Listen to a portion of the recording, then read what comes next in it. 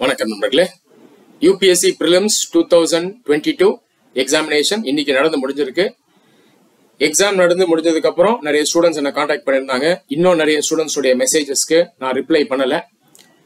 சரி, இப்போ இந்த நேரத்தில் இந்த வீடியோவை நான் ஏன் அப்லோட் பண்றேன் அப்படின்னு பாத்தீங்கன்னா, வருஷம் தமிழ்நாடு மாணவர்கள் பிரிலிம்ஸ் எக்ஸாமினேஷன் நடந்து முடிஞ்ச உடனேயே பண்ணக்கூடிய தப்பு, மிஸ்டேக், அதை இப்பயும் செய்ய ஆரம்பிச்சிட்டாங்க. இன்னைக்கே அந்த வேலையை ஆரம்பிச்சிட்டாங்க. 10 நாளைக்கு முன்னாடி தான் நான் ஒரு வீடியோ அப்லோட் பண்ணியிருந்தேன் அப்ராக்சிமேட்டா. அப்போ ஃபைனல் ரிசல்ட் வந்திருந்தது. தமிழ்நாடு கேண்டிடேட்ஸ் உடைய செலெக்ஷன் இப்போ ஏன் ரொம்ப கம்மியா போயிருச்சு, ஏன் மோசமா போயிருச்சு அப்படின்றத பத்தி அந்த வீடியோல நான் சொல்லியிருந்தேன். இப்போ ஒரு 10 நாள் தான் ஆயிருக்கு. ப்ரிலிம்ஸ் எக்ஸாமினேஷன் முடிஞ்சிருக்கு. உடனடியா மறுபடியும் அந்த தப்பு பண்றாங்க, மறுபடியும் அதே தப்பு பண்றாங்க. இப்போ ப்ரிலிம்ஸ் எக்ஸாம் இன்னைக்கு முடிஞ்சிருக்கா, பல மாணவர்கள் உடனடியா அந்த கொஸ்டின் பேப்பர் எடுத்து என்ன பண்றாங்கன்னா, தேவையில்லாத ஆராய்ச்சி பண்றது.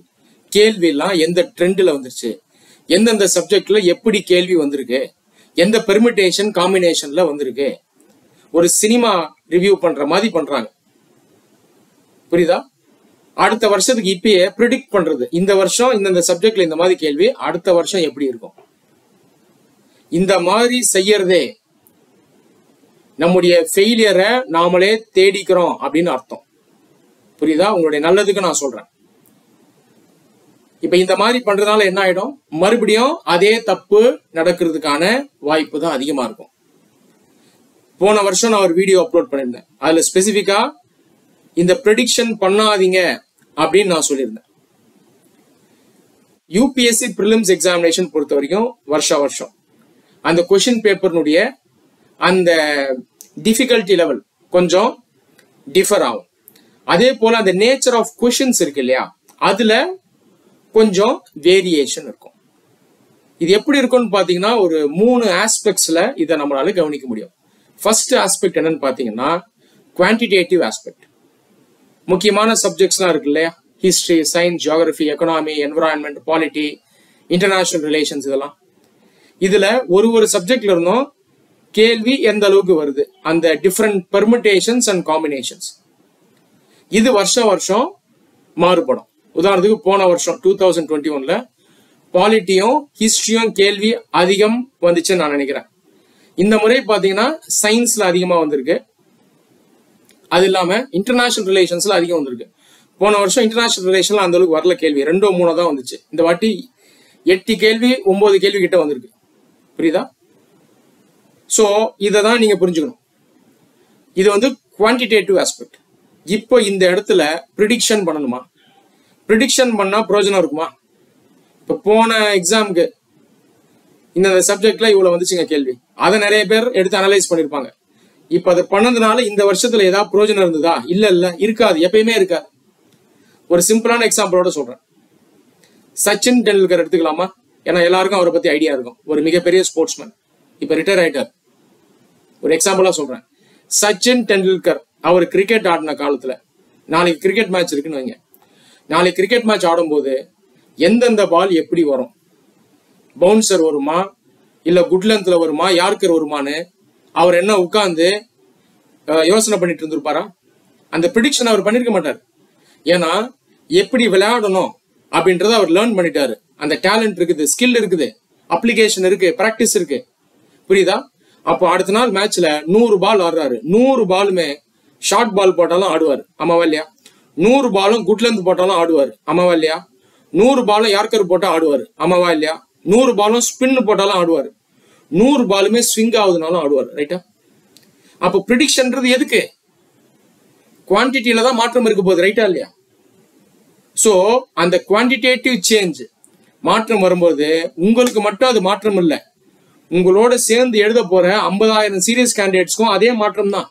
அப்ப ஏன் ப்ரெடிக்ஷன் பண்றீங்க? இதெல்லாம் பண்ணாதீங்க. ஒட்டு மொத்தமா சிலபஸை முடிஞ்ச வரைக்கும் கவர் பண்ணுங்க, குவாலிட்டேட்டிவா பண்ணுங்க, ப்ராப்பரா ரிவிஷன் பண்ணணும். இதை நான் வந்து ப்ரிப்பரேஷன் பிளான்ல ஆல்ரெடி சொல்லியிருக்கேன். அதை அப்படியே பண்ணணும். ப்ரிடிக்ஷனே தேவை கிடையாது. புரியுதா? அதே போல கரண்ட் அஃபேர்ஸ், பல மாணவர்களுடைய தோல்விக்கு அன்பார்ச்சுனேட்டா காரணமா இதுதான் இருக்கு. இன்னைக்கு கரண்ட் அஃபேர்ஸ்லும் இதே தான். ஸோ இதுலயும் கேள்வி கொஞ்சம் அதிகமாகும் இல்ல கொஞ்சம் ரெடியூஸ் ஆகும். ஆனா நீங்க கரண்ட் அஃபேர்ஸை போதுமான அளவுக்கு படிச்சுட்டீங்கனாலே போதும். புரியுதா சொல்றது? உதாரணத்துக்கு இனி எக்ஸாம்ல இன்டர்நேஷனல் ரிலேஷன் சம்பந்தமா கரண்ட் அஃபேர்ஸ் கேள்வி அதிகம் வந்துச்சு. புரியுதா? நீங்க அப்ராக்சிமேட்டா ஒரு வருஷத்துக்கான கரண்ட் அஃபேர்ஸை சப்ஜெக்ட் வைஸா ஃபோக்கஸ் பண்ணி படிச்சிருந்தீங்கன்னா முடிஞ்ச வரைக்கும் அந்த ஐஆர்ல இருந்து கரண்ட் அஃபேர்ஸ்ல வந்த கேள்விகளை நீங்க அட்டென்ட் பண்ணலாம்.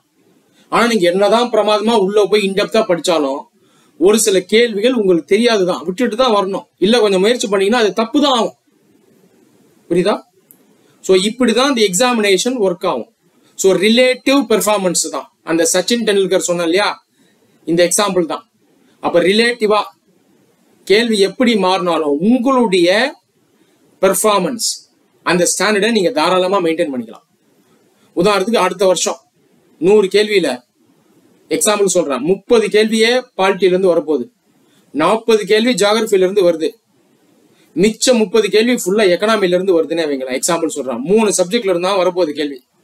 மிச்ச சப்ஜெக்ட்ல இருந்தா கேள்வியே இல்லைன்னா கூட நீங்க கரெக்டா ப்ரிப்பேர் பண்ணிட்டு எழுதுனீங்கன்னா நீங்க கண்டிப்பா பாஸ் ஆவீங்க. ஆமாவா இல்லையா? அப்ப இந்த மாதிரி அடுத்த வருஷம் பேட்டர்ன் வந்தா கூட எழுத போற 50,000 பேருக்கும் அதே பேட்டர்ன்ல தான் வரப்போகுது இல்லையா? அப்போ நீங்க அந்த 3 சப்ஜெக்ட் ஆல்ரெடி முடிச்சிருப்பீங்களா? அதுல கேள்வி எப்படி வந்தாலும் நீங்க எழுததான் போறீங்க. அப்ப கரெக்டா அப்ளை பண்ணிட்டீங்கன்னா நாலேஜ்ல ஒட்டு மொத்தமா மார்க் வச்சு பார்க்கும்போது நீங்க மெயின்ஸ்க்கு செலக்ட் ஆயிருவீங்க. ஸோ இது ஃபர்ஸ்ட் ஆஸ்பெக்ட், இது குவான்டிடேட்டிவ் ஆஸ்பெக்ட். செகண்ட் ஆஸ்பெக்ட் என்னன்னு பாத்தீங்கன்னா, ஒரு வருஷம் இந்த ப்ரிலிம்ஸ் எக்ஸாம்ல பாத்தீங்கன்னா கான்செப்சுவல் கொஸ்டின்ஸ், அதாவது அனாலிட்டிக்கலா இருக்கும். ஸோ கருத்தை வச்சு நீங்க யோசிச்சு அந்த கான்செப்ட் அப்ளை பண்ணி எழுதுற மாதிரி இருக்கும். இந்த மாதிரி கேள்விகள் அதிகம் வரும். உதாரணத்துக்கு 2021 போன வருஷம் இந்த மாதிரி கேள்விகள் கொஞ்சம் அதிகமா வந்துச்சு. இந்த வருஷம் பாத்தீங்கன்னா இந்த ஃபேக்ட் பேஸ்டு கொஸ்டின்ஸ், ஓகேங்களா, கொஞ்சம் இந்த மெமரி பேஸ்டு கொஸ்டின்ஸ் இது கொஞ்சம் அதிகமா வந்திருக்கு. இதுமே ரிலேட்டிவ் டிஃபரன்ஸ் தான். அப்ப நீங்க என்ன புரிஞ்சுக்கணும்னா, இது செகண்ட் ஆஸ்பெக்ட். ஒரு சில வருடங்கள் கான்செப்சுவலா அதிகமா கேள்வி இருக்கும், இன்னொரு சில வருடங்கள் பாத்தீங்கன்னா ஃபேக்ட் டேட்டா இதுக்குள்ள அதிகமா யூபிஎஸ்சி ஃபோக்கஸ் பண்ணுவாங்க. ஸோ இது செகண்ட் ஆஸ்பெக்ட். தேர்ட் ஆஸ்பெக்ட் உத்து கவனிங்க. தேர்ட் ஆஸ்பெக்ட் எப்படி இருக்கும்னா, ஒரு சில டாபிக்ஸ்குள்ள, அதாவது சப்ஜெக்ட்குள்ள, அதுக்குள்ள இருக்க டாபிக்குள்ள, ஸ்பெசிபிக் டாபிக்குள்ள கொஞ்சம் நல்ல இன்டெப்தா போவாங்க ஒரு சில வருடங்கள். இன்னும் சில வருடங்கள் எப்படி இருக்கும்னா, அந்த டாபிக் உள்ள போவாங்க, ஆனா ரொம்ப இன்டெப்தா போக மாட்டாங்க, கொஞ்சம் ஜென்ரிக்கா தான் போவாங்க. புரியுதா? ஸோ இந்த 3 ஆஸ்பெக்ட்ஸ் இருக்குது. மெயினா இந்த 3 ஆஸ்பெக்ட்ஸ்ல தான் இந்த வருஷம் கேள்விகள் மாறும். ஸோ இதனாலதான் அந்த டிஃபிகல்ட்டி லெவலும் ஏறுறது இறங்குறது. புரியுதா? இவ்வளவுதான். ஆனா இதுலயுமே எப்படி மாறினாலும் சரி, நீங்க கரெக்டா படிச்சுட்டு கரெக்டா ரிவைஸ் பண்ணி பிராக்டிஸ் பண்ணிட்டு போனீங்கன்னா நீங்க எப்படி வந்தாலும் நீங்க கரெக்டா தான் எழுதுவீங்க. புரியுதா? ஸோ இதை தான் நான் ப்ரிப்பரேஷன் பிளான்ல சொல்லியிருக்கேன், ரியல் டைம் அப்ரோச் அண்ட் எக்ஸிகியூஷன்ல சொல்லியிருக்கேன். இந்த வருஷமும் அதே தான், எதுவும் புதுசெல்லாம் கிடையாது. இந்த வருஷம் டிஃபிகல்ட்டி லெவல் அதிகம். ஏன் டிஃபிகல்ட்டி லெவல் அதிகம்னா, நான் சொன்ன இந்த 3 ஆஸ்பெக்ட்ஸ்ல மாற்றம் வந்திருக்கும், வேற ஒன்றும் இல்லை. ஃபர்ஸ்ட் ஆஸ்பெக்ட்ல மாற்றம் வந்திருக்கு, அந்த சப்ஜெக்ட்ஸ்ல வரக்கூடிய கேள்விகள் அதுல நம்பர்ஸ்ல மாற்றம் இருக்கா? First aspect. Second aspect conceptual knowledge versus factual knowledge, அதுல மாற்றம் வந்திருக்கு. மூணாவது டாபிக், இது பொறுத்த வரைக்கும் ஃபோக்கஸ் டெப்த் பொறுத்த வரைக்கும் அதுலயும் கொஞ்சம் மாற்றம் வந்திருக்கு. உதாரணத்துக்கு ஹிஸ்டரி உள்ள இன்னும் கொஞ்சம் இன்டெப்தா போயிருக்காங்க, ஜென்ரிக்கா இல்லாம நல்லா உள்ள ட்ரில் பண்ணிருக்காங்க. அதே போல ஹிஸ்டரிக்குள்ளே பாத்தீங்கன்னா ஒரு சில ஸ்பெசிஃபிக்கான கேள்வி, இந்த டிரான்ஸ்ஃபர்டு சப்ஜெக்ட், ரிசர்வ்டு சப்ஜெக்ட் இந்த மாடர்ன் இந்தியாவில் வருது இல்லையா, இதெல்லாம் உதாரணம். இப்படிதான் மாற்றம் இருக்கும்.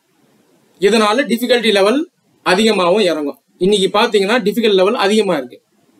ஸோ இதை புரிஞ்சுட்டீங்கன்னா போதும், based on the merit of paper உங்க மைண்ட் சொல்லிடும். அப்ப இன்னைக்கு என்ன பண்ணிருக்கணும்னா, கேள்வியை குறைச்சி அட்டன் பண்ணிருக்கணும், அவ்வளவுதான். ரைட்டா? ஸோ இப்படிதான் ப்ரிலிம்ஸ் எக்ஸாமினேஷன்ல அந்த வேரியேஷன் வரும். வேற எதுவும் புதுசெல்லாம் கிடையாது. ஆராய்ச்சி எல்லாம் பண்ணாதீங்க, ப்ரிடிக்ஷன் எல்லாம் பண்ணாதீங்க, இந்த வேலையை விட்டுருங்க. புரியுதா? ஸோ இன்டர்நெட்குள்ள போய் தேவையில்லாத செய்யக்கூடிய இந்த ஆராய்ச்சியா பண்ணாதீங்க. ரைட்டா? உங்க டியூட்டியை பண்ணுங்க. ப்ரிப்பரேஷன் பிளான்ல சொன்னது மாதிரி படிங்க. ப்ரிப்பரேஷன், ப்ராக்டிஸ், எக்ஸிகியூஷன் இதெல்லாம் ஒட்டு மொத்தமா வருஷம் ஃபுல்லா நடந்துட்டே இருக்கணும். அந்த எக்ஸிகியூஷன் அப்படியே ரியல் டைம் ப்ரிலிம்ஸ் எக்ஸாமினேஷன்ல பண்ணிட்டு வந்துடணும். கண்டிப்பா நீங்க சக்சீட் ஆயிடலாம்.